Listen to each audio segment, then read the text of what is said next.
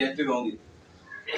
मैं आज आलो ऐलान कह रहा हूँ, मैंने कोई शमूलियत नहीं की थी मैंने पार्टी के अंदर के साथ। ये मेरे पास आए थे, मैंने भी वाइस चेयरमैन का फॉर्म भरा था मैंने, वो मेरा चेयरमैन बैठ गया था, एक दूसरा पैनल खड़ा किया था वो भी बैठ गया था।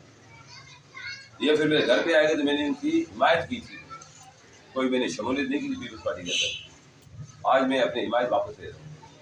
मैं ऐसी हिमायत पे नारे देता हूँ,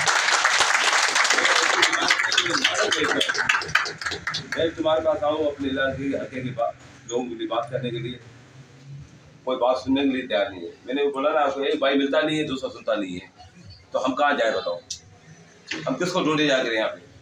हमने इसलिए तुम्हें मिनिस्टर बनाया था, इसलिए तुम्हें नाम से लेकर आज तक इस ओहदे में पहुँचाया था। हाँ, तुम लोगों ने सिर्फ अपना उल्लू सीधा करना है, तुम्हारे बच्चे ऐसे करें, तुम बनाते लोग, तुम वोट लो उसके बाद हमें पूछो दी। हमारे बच्चे दर पर ठोकरें खाए, यहाँ तक कि यार प्राइवेट नौकरी नहीं है खुदा की कसम। मैं दरगाह में बैठता हूँ, मेरी डेली की वहाँ बैठे कई लोग आते हैं, ट्रक के पीछे बत्ती के पीछे लगाया हुआ उन्होंने, लॉलीपॉप और आसरा दिया होगा, और कुछ भी नहीं इनके पास। तो चंद लोग हैं उनके पास जो करीबी लोग हैं, वो ही उनसे फायदा ले रहे हैं।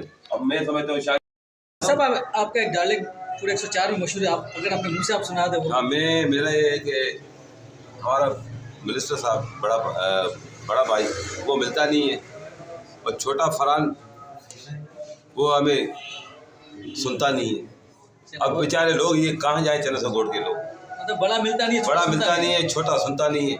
अब लोग बेचारे कहाँ जाए बताओ, कहाँ किसको ढूंढे बताओ। बहुत शुक्रिया सर।